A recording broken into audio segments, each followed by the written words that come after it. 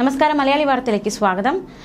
വിമാനം അടിയന്തരമായി ലാൻഡ് ചെയ്തിരിക്കുന്നു കരിപ്പൂർ വിമാനത്താവളത്തിൽ. എന്താണ് കാരണം എന്നതടക്കമുള്ള വാർത്താ വിശദാംശങ്ങളിലേക്ക് നമുക്ക് പോകാം. സാങ്കേതിക തകരാറെന്ന സംശയത്തിൽ കരിപ്പൂർ വിമാനത്താവളത്തിൽ വിമാനം അടിയന്തര ലാൻഡിംഗ് നടത്തി. ദുബായിൽ നിന്നും രാവിലെ വന്ന എയർ ഇന്ത്യ എക്സ്പ്രസ് വിമാനമാണ് ഇത്തരത്തിൽ അടിയന്തരമായി നിലത്തിറക്കിയിരിക്കുന്നത്. ലാൻഡിംഗ് ഗിയറിന് തകരാറുണ്ട് എന്ന് പൈലറ്റ് അറിയിച്ചു. ഇതിന് പിന്നാലെയാണ് അടിയന്തര ലാൻഡിംഗ് നടന്നിരിക്കുന്നത്. പ്രശ്നങ്ങളില്ലാതെ വിമാനം നിലത്തിറക്കാനായി എന്നും അധികൃതർ വ്യക്തമാക്കി എന്നതും ആശ്വാസകരമായ വിവരമാണ്. ടയറിലെ ഹൈഡ്രോളിക് സംവിധാനത്തിൽ പ്രശ്നങ്ങൾ കണ്ടു എന്നാണ് പ്രാഥമികമായി കിട്ടുന്ന വിവരങ്ങൾ അനുസരിച്ച് മനസ്സിലാക്കാൻ സാധിക്കുന്നത്. എന്തായാലും യാത്രക്കാർക്ക് യാതൊരു രീതിയിലുള്ള പ്രയാസങ്ങളോ ബുദ്ധിമുട്ടുകളോ ഒന്നും ഉണ്ടായിട്ടില്ല. വിദഗ്ധർ അടക്കമെത്തി പരിശോധന നടത്തുന്നുണ്ട്. ദുബായിൽ നിന്ന് കോഴിക്കോട്ടേക്ക് വന്ന IX344 എയർ ഇന്ത്യ എക്സ്പ്രസ് വിമാനത്തിലാണ് സാങ്കേതിക തകരാർ കണ്ടത്. ഹൈഡ്രോളിക് തകരാർ ശ്രദ്ധയിൽപ്പെട്ട ഉടനെ തന്നെ പൈലറ്റ് വിമാനത്താവളത്തിലേക്ക് വിവരം കൈമാറി. തുടർന്ന് എമർജൻസി അലേർട്ട് പുറപ്പെടുവിച്ചു. ഇതിനിടയിൽ തന്നെ അടിയന്തര ലാൻഡിംഗിന് ആവശ്യമായുള്ള സജ്ജീകരണങ്ങൾ വിമാനത്താവളത്തിൽ ക്രമീകരിച്ചിരുന്നു.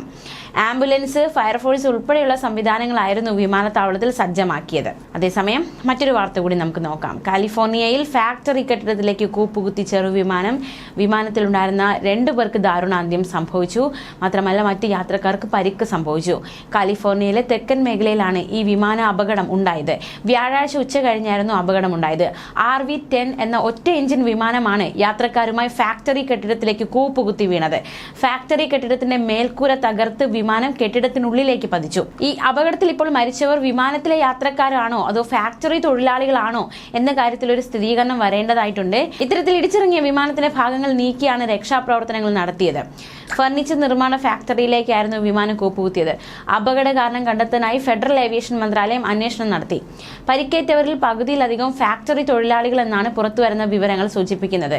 വിമാനം കെട്ടിടത്തിനുള്ളിലേക്ക് കൂപ്പുകുത്തിയതിന് പിന്നാലെ ഫാക്ടറിയിൽ നിന്ന് പുകയും തീയും ഉയർന്നു.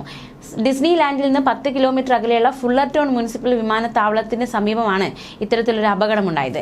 ടേക്ക് ഓഫിന് പിന്നാലെ വിമാനത്താവളത്തിലേക്ക് തിരികെ പോവുകയായിരുന്ന വിമാനമാണ് അപകടത്തിൽപ്പെട്ടത്. കഴിഞ്ഞ 2 മാസത്തിനിടയിൽ മേഖലയിൽ ഉണ്ടാവുന്ന 2ാമത്തെ വിമാന അപകടമായി ഇത് മാറിയിരിക്കുകയാണ്. നവംബർ 25-ന് ഈ ഫാക്ടറിക്ക് സമീപത്തെ കെട്ടിടത്തിലേക്ക് വിമാനം ഇടിച്ചു കയറി.